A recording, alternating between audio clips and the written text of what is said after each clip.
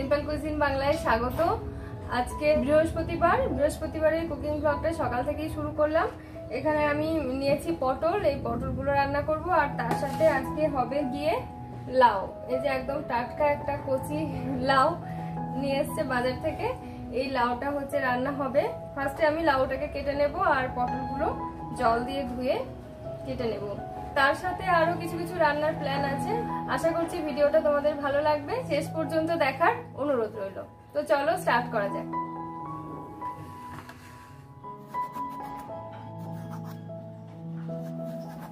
লাউটাকে দেখেই কিন্তু বোঝা যাচ্ছে যে একদম ফ্রেশ আছে। তারপরে কাটার পরে দেখা যাক এর মধ্যে দানা হয়েছে কিনা।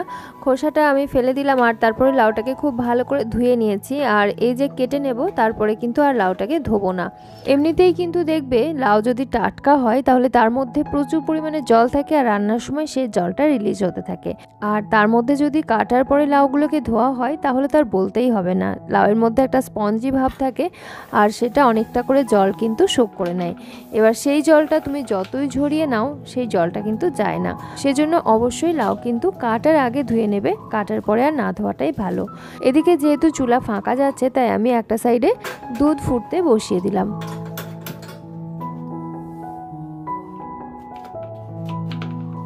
লাউগুলো দেখো আমি এরকম সরু সরু করে কেটে নিয়েছি। আজকে যে রান্নাটা করব তার জন্য এইভাবেই লাউটা কেটে নিলে সুবিধা হয়।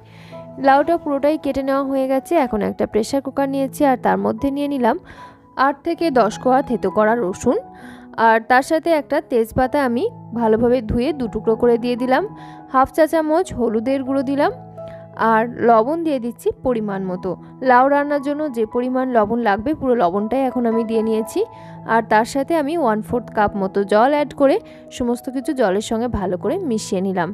এবারে যে লাউগুলো আমরা আগের থেকে কেটে রেখেছিলাম ওই লাউগুলোকে পুরোটাই দিয়ে দিচ্ছি। লাউ রান্নার যত রকম রেসিপি আছে তার মধ্যে সব থেকে সহজ রেসিপিটাই আজকে আমি তোমাদের সঙ্গে শেয়ার করছি। আর আমি সাধারণত এইভাবেই রান্না করি, তাতে করে খাবারের পুষ্টিগুণ যেমন বজায় থাকে তেমনই ঝটপট করে রান্নাটা হয়ে যায়। পুরো লাউটা দেওয়ার পর আমি মিষ্টি স্বাদের জন্য অ্যাড করেছি 1 চা চামচ জ্যাগারি পাউডার। এখানে তোমরা নিজেদের স্বাদ অনুযায়ী চিনিও কিন্তু ব্যবহার করতে পারো। এবারে নিচেতে যে মশলাগুলো দিয়েছি এবং উপরে যে জ্যাগারি পাউডারটা দিলাম সমস্ত কিছু একসাথে লাউয়ের সঙ্গে ভালো করে মাখিয়ে নিচ্ছি। এই পর্যায়ে ভালো করে কিন্তু মশলাটা লাউয়ের সঙ্গে মাখিয়ে নিতে হবে, কারণ এটা যখন সিদ্ধ হয়ে যাবে, সিদ্ধ হওয়ার পর বেশি একটা ঘাঁটাঘাঁটি করা যাবে না, কারণ হচ্ছে বেশি একটা ঘেঁটে গেলে খেতে এটা ভালো লাগে না। ওই জন্য প্রথমেই ভালো করে মশলাটা মাখিয়ে নিয়ে তারপরে সিদ্ধ করে নিলে জাস্ট একবার দুবার নাড়াচাড়া করে নিলেই হয়ে যায়। তো ভালো করে দেখো মশলার সঙ্গে লাউটা আমার মেখে নেওয়া হয়ে গেছে। এই পর্যায়ে আমি প্রায় 4 মুঠো মতো মুসুর ডাল ধুয়ে নিয়েছি আর সেই ডালটা এখন উপর থেকে অ্যাড করে দিচ্ছি। ডাল সিদ্ধ হতে কম সময় লাগে, মানে মুসুরির ডালটা সিদ্ধ হতে খুবই কম সময় লাগে আর লাউ সিদ্ধ হতে বেশি সময় লাগে। এবারে যদি লাউয়ের সঙ্গে ডালটা আমি নিচের দিকেই দিয়ে দিতাম বা মিশিয়ে দিতাম তাহলে ডালটা খুব বেশি ঘেঁটে যেত এবং রান্নাটা অতটা দেখতেও ভালো লাগে না, খেতেও ভালো লাগে না।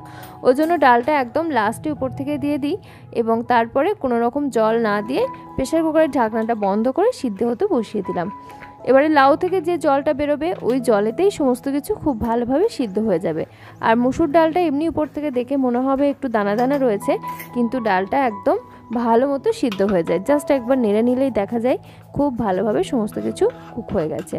তো ওটা এখন আমি বসিয়ে রাখলাম হতে থাক। আর এদিকে যে পটলগুলো আমি জলের মধ্যে ডুবিয়ে রেখেছিলাম এই পটলগুলোকে দুটো সাইড বাদ দিয়ে খোসাটাকে ভালো করে আঁচড়ে নিয়ে তারপরে এরকম পাতলা পাতলা করে কেটে নিচ্ছি, মধ্যেখান থেকে 2 ভাগ করে। একইভাবে সমস্ত পটলগুলোকে আমি কেটে নিয়েছি। আর এদিকে ফ্রিজে কিছু সবজি ছিল, এই যেমন দেখো অর্ধেক ক্যাপসিকাম, অর্ধেক গাজর, এগুলো ব্যবহার করার পর এগুলো এক টুকরো করে রয়ে গেছিলো, আর অর্ধেক বিটরুটও। তো এখন আমি এই বিটরুটের খোসাটা ছাড়িয়ে নিচ্ছি। গাজরের খোসাটা এমনিই ছাড়ানোই আছে, আমি 2 দিন আগে কিছু ভিডিও তোমাদের জন্য শ্যুট করেছিলাম। আর তারপরে এগুলো বেঁচে যাওয়া সবজি ফ্রিজের মধ্যে ছিল না, ইউজ করে ফেলে এগুলো আবার নষ্ট হবে। একটা আলু আমি খোসা ছাড়িয়ে নিলাম। এরপরে এগুলোকে আমি খুব ভালো মতো জল দিয়ে ধুয়ে নিচ্ছি। এই সবজিগুলো দিয়ে দেখা যাক কী রান্না করি। ভেবেছি একটু ডিফারেন্ট টাইপের কিছু একটা বানাবো, তো দেখা যাক কি বানাই। ভালো করে জল দিয়ে ধুয়ে নিলাম তো প্রথমে আমি যেটা করব সেটা হচ্ছে আলুটাকে গ্রেট করে নেব। গ্রেটারের যে মোটা দিক আছে এবং মাঝারি দিক আছে এই দুটোর মধ্যে যে কোনো একটা সাইড দিয়ে গ্রেট করে নিলেই হবে। আমি ভাবছি এই মাঝারি সাইডটা করে আলুটাকে গ্রেট করে নিই, কারণ আলু সিদ্ধ হতে একটু বেশি সময় লাগে। আর বাদ বাকি যে দুটো সবজি আছে ও দুটোকে আমি গ্রেট করেও নিতে পারি, আবার ছোটো ছোটো একদম সরু সরু করে কেটেও নিতে পারি। তো আলুটাকে গ্রেট করার পর আমি এখন জলের মধ্যে ডুবিয়ে রেখে দিলাম, কারণ আলু থেকে যে স্টার্চটা বের হবে সেটা যাতে খুব ভালো মতো করে বের হয়ে যায়। আর তারপরে গাজর এবং বিটরুটটাকেও আমি গ্রেট করে নিচ্ছি। গ্রেট করে নিলে খুব তাড়াতাড়ি অল্প সময়ের মধ্যেই সবজিটা রেডি হয়ে যায়। আর যদি কাটি তাহলে একটু বেশি সময় লাগে তার থেকে। গাজর এবং বিটরুটটাকে আমি একটু মোটা দিক যেটা রয়েছে সেই দিকে করে গ্রেট করে নিলাম। এবারে এগুলোকে আমি একটা মিক্সিং বোলের মধ্যে নিয়ে নিলাম। ক্যাপসিকামটা গ্রেট করলে দেখবে একদম জলজলের মতো হয়ে যায়, দেখে কেমন একটা লাগে, আর সেখান থেকে অতিরিক্ত পরিমাণে জল রিলিজ হয়। ওই জন্য আমি ক্যাপসিকামটা গ্রেট না করে একদম ছোট ছোট সরু সরু করে কেটে নিচ্ছি। ঠিক এরকম করে পাতলা পাতলা করে কেটে মধ্যেখান থেকে দুভাগ করে নিচ্ছি। এভাবে ক্যাপসিকামটাও কেটে নিচ্ছি। আর এটাকেও এখন আমি ওই মিক্সিং বোলের মধ্যে দিয়ে নিলাম।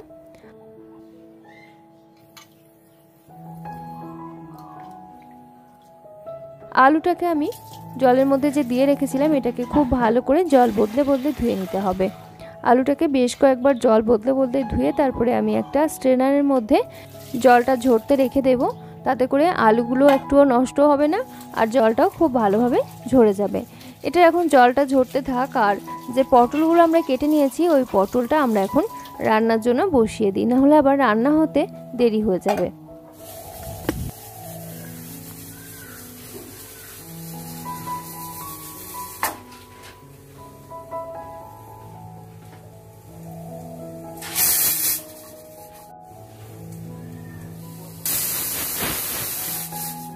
প্রেসার কুকারে দুটো হুইসেল পড়ে গেলে আরও দুটো হুইসেল দিয়ে নেব। ফ্লেমটা একটু মিডিয়ামে করে দিলাম। পরপর হুইসেলগুলো হয়ে গেলে না ভালো করে লাউটা সিদ্ধ হতে চায় না, ওই জন্য ফ্লেমটা একটু কমিয়ে আরও দুটো দিয়ে নেব। আর পটলগুলো দেখো এইভাবে কেটে নিয়েছি, দেখতে খুব সুন্দর লাগছে তাই না? এখন ওই কড়াইতে ওই 2 চামচ মতো তেল ছিল, ওই তেলটা একটু গরম করে নিয়ে তার মধ্যে পটলটা দিয়ে দিলাম। আর স্বাদ মতো লবণ, হলুদের গুঁড়ো আর লঙ্কার গুঁড়ো। আমি এখানে লঙ্কার গুঁড়ো ব্যবহার করছি, তোমরা চাইলে কাঁচা লঙ্কাও কিন্তু চিড়ে অ্যাড করতে পারো লঙ্কার গুঁড়োর পরিবর্তে। তারপরে খুব ভালো করে মশলাগুলো পটলের গায়ে লাগিয়ে নিতে হবে। ফ্লেমটা আমি কিন্তু হাইতেই রেখেছি। মশলাটা খুব ভালোভাবে পটলের গায়ে লাগিয়ে নিয়ে নাড়াচাড়া করে 1 থেকে 1.5 মিনিট মতো নাড়াচাড়া করার পর ঢাকা বন্ধ করে ফ্লেমটা একদম লোতে করে বসিয়ে রাখলাম। তাতে করে পটলগুলো সিদ্ধও হবে আর ভাজাও হতে থাকবে। এরকম ছোট ছোট করে কেটে পটল ভাজা করলে খুব কম সময়ের মধ্যে কিন্তু হয়ে যায়, আর খেতেও ভালো লাগে, বেশ একটু ডিফারেন্ট টাইপের লাগে আর কি। আলুটা যে জল ঝরতে দিয়েছিলাম জলটা অনেকটা ঝরে গেছে, তারপরেও আমি হাত দিয়ে একদম চিপে জলটা বের করে দিয়ে নিয়ে নিলাম। ফ্রিজে অল্প একটু ধনেপাতা ছিল, সেটাও ভাবছি এই রান্নাতে ব্যবহার করে নেব। একটা কারি পাতা দিয়েছি সুন্দর ফ্লেভারের জন্য। কারি পাতাটা আমি একদম মিহিভাবে ধনেপাতার সঙ্গেই কুচিয়ে নিচ্ছি, একদম মিহিভাবে কুচিয়ে নিচ্ছি। আর তার সাথে আমি এখানে 2টো কাঁচা লঙ্কা নিয়েছি, তোমরা তোমাদের স্বাদ মতো কাঁচা লঙ্কা নেবে। এই 2টো কাঁচা লঙ্কাতে খুব একটা বেশি ঝাল হবে না, ওই হালকা একটু ঝাল হবে আর কি। বাচ্চারা খেলে অবশ্যই এটা একটু চেক করে তারপরে দেবে। লঙ্কাগুলো কেটে নিলাম, একদম সমস্ত কিছু ঝিরিঝিরি করে কেটে নিয়ে এই সবজিগুলোর সঙ্গে অ্যাড করে দিলাম। এখন এর সঙ্গে আমি উঁচু উঁচু করে 2 বড় চামচ চালের গুঁড়ো অ্যাড করে দিলাম। আর বাইন্ডিংয়ের জন্য ব্যবহার করছি বেসন। এখানে আমি চা চামচের 6 চামচ মতো বেসন নিচ্ছি। 5 থেকে 6 চামচ বেসন এখানে প্রথম পর্যায়ে নিচ্ছি, পরে যদি লাগে তাহলে আরও নিয়ে নেব। আর হাফ টিস্পুন কালো জিরে, স্বাদ মতো লবণ দিয়ে নিলাম। পটল ভাজাটা এই পর্যায়ে আমি একটু চেক করে নেব ঠিকঠাকভাবে হলো কি না। দেখো পটল ভাজা কিন্তু অলমোস্ট হয়ে গেছে, কালারও ধরে গেছে সুন্দরভাবে আর সিদ্ধও হয়ে গেছে। এবার এই সমস্তগুলোকে একসাথে খুব ভালো করে চটকে মেখে নিতে হবে। যদি প্রয়োজন পড়ে তাহলে বেসন অ্যাড করবে বাইন্ডিংয়ের জন্য, আর জল কিন্তু কোনোভাবেই অ্যাড করবে না, কারণ যে সবজিগুলো দেওয়া আছে এগুলো লবণের সংস্পর্শে এসে কিন্তু জল রিলিজ করতে থাকবে, সেজন্য কোনোভাবেই কিন্তু জল অ্যাড করবে না। কিছুক্ষণ রেস্টে রাখবে, প্রয়োজন পড়লে রেস্টে রাখলেই কিন্তু নরম হয়ে যাবে। খুব ভালো করে হাত দিয়ে চটকে একদম থেসে থেসে মেখে নিচ্ছি।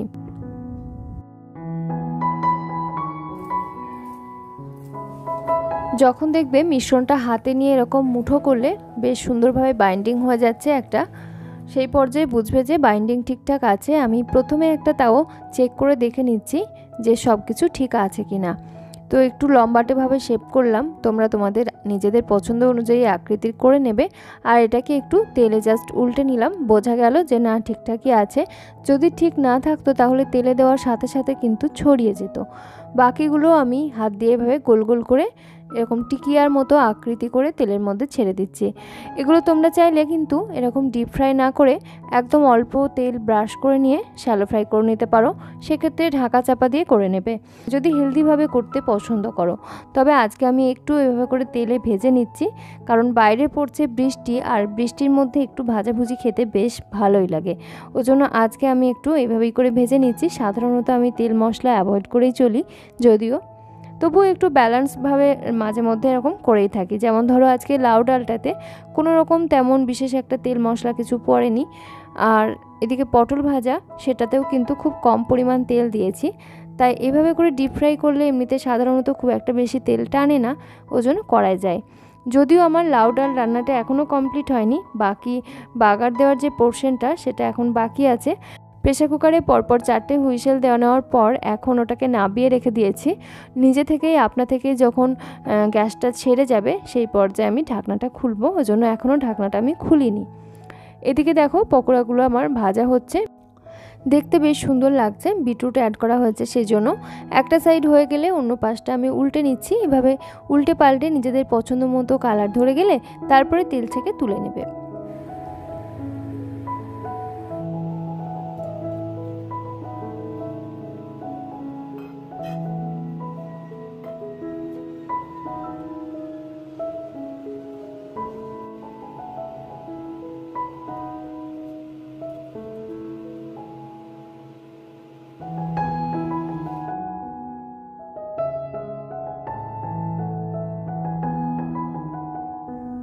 পকোড়াগুলো আমার সব ভেজে তুলে নেওয়া হয়ে গেছে, ওগুলোকে এখন আমি এক সাইডে রেখে দিলাম।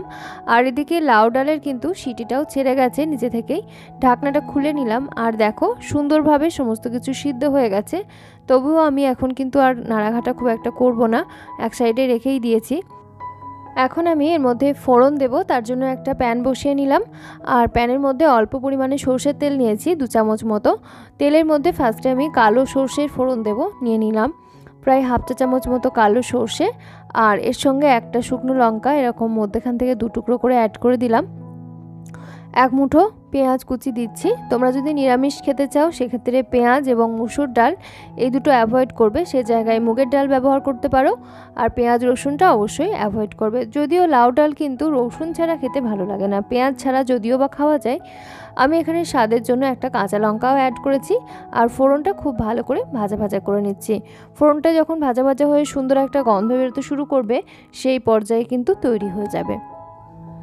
দেখো পেঁয়াজগুলো কিন্তু ভাজা হয়ে বেশ লাল লাল মতো হয়েছে, একদম ব্রাউন কালার হয়ে গেছে, মানে ফোড়ন কিন্তু আমাদের রেডি হয়ে গেছে। এই পর্যায়ে প্রেসার কুকারের ঢাকনাটা খুলে নিলাম আর ফোড়নটা অ্যাড করে দিলাম। আমি কিন্তু এর মধ্যে আর এক্সট্রাভাবে কোনো জল অ্যাড করিনি, কারণ জল অ্যাড করে দিলে এটা পরিমাণে বেড়ে যাবে। তো সেজন্য আমি পরিমাণে বাড়াতে চাইছি না, এই পরিমাণটাই হয়েছে ঠিকঠাক। তবে তোমরা যদি একটু পাতলা পছন্দ করো বা পরিমাণে বাড়াতে চাও সেক্ষেত্রে অবশ্য করে জল অ্যাড করবে বা ডালের পরিমাণটাও বাড়িয়ে নিতে পারো। এবারে ফোড়নটা আমি খুব ভালো করে একটু নাড়াচাড়া করে দিলাম, মিশিয়ে নিলেই রেডি। আর যাতে ফোড়নের ফ্লেভারটা না চলে যায় সেজন্য আমি ঢাকনাটা একদম এইভাবে বন্ধ করে দিলাম। এরপরে মিনিট 5-7 মতো স্ট্যান্ডিংয়ে রেখে একটা সার্ভিং বোলের মধ্যে সার্ভ করে নিলাম। তৈরি হয়ে গেল ভীষণই সহজভাবে লাউ ডাল। আশা করছি একবার বাড়িতে বানিয়ে দেখবে। খাদ্যগুণ বজায় রেখে যদি রান্না করতে চাও তাহলে আমার রেসিপিগুলো অবশ্যই ফলো করে দেখতে পারো। পটল ভাজাও রেডি হয়ে গেছে, যেমন কালার হয়েছে দেখতে ঠিক তেমনই পটলগুলো সুন্দরভাবে সিদ্ধ হয়েছে, একদম জুসি ভাবটাও কিন্তু বজায় আছে, একদম সফট হয়ে গেছে। এগুলো রেডি হয়ে গেছে, এক সাইডে রেখে দিলাম। আর পকোড়াগুলো তো আগেই তৈরি হয়ে গেছে। এখন আমরা আমাদের লাঞ্চের থালিটাকে রেডি করে নিই। ভাতটা যেহেতু আজকে আমাদের একটু আগেই রান্না হয়ে গেছে সেজন্য একটু ঠান্ডাও হয়ে গেছে, তাই বাটি চাপা দিয়ে নিয়ে নিলাম। তার সাথে পটল ভাজা আর বাদবাকি তরকারি। প্রত্যেক দিনের খাদ্য তালিকায় আমি চেষ্টা করি প্রোটিন, কার্বোহাইড্রেট এবং ফ্যাট সমৃদ্ধ খাবার রাখতে। যদিও ফ্যাটের পরিমাণটা প্রত্যেক দিন সেমভাবে রাখি না, মাঝে মধ্যে একটু কম বা মাঝে মধ্যে একটু বেশি, এভাবে করে ব্যালেন্স করে নিই। তবে অবশ্য করেই প্রোটিন এবং কার্বোহাইড্রেট ঠিকঠাক মাত্রায় রাখতে হবে। ডায়েট করি মানে এমনটা নয় যে খাবার একদমই খায় না, সেটা কিন্তু কোনোভাবেই নয়। তাহলে কিন্তু শরীর উইক হয়ে যাবে বা রোগ প্রতিরোধ ক্ষমতাও শরীরের মধ্যে তৈরি হবে না। এখানে যে মাছ রান্নাটা আমি নিচ্ছি, এটা হচ্ছে ওই যে মাছের কোরমা রেসিপি তোমাদের সঙ্গে শেয়ার করেছিলাম, ওই মাছের কোরমার থেকে কয়েক পিস মাছ বেঁচে গেছিলো, একটু বেশি পরিমাণেই বানিয়েছিলাম। একটু স্পেশাল রান্নাবান্না করলে আমি একটু বেশি করেই বানাই, কারণ বাড়ির সবাই কিন্তু খেতে পছন্দ করে, আর একটু বেশি করে বানালে পরের দিনও একটু হয়ে যায়। আজকের এই লাঞ্চ থালি তোমাদের কেমন লাগলো অবশ্যই জানিও। ব্যালেন্স ডায়েট কিন্তু আমি মেনটেন করে রান্নাবান্না করি প্রত্যেক দিন।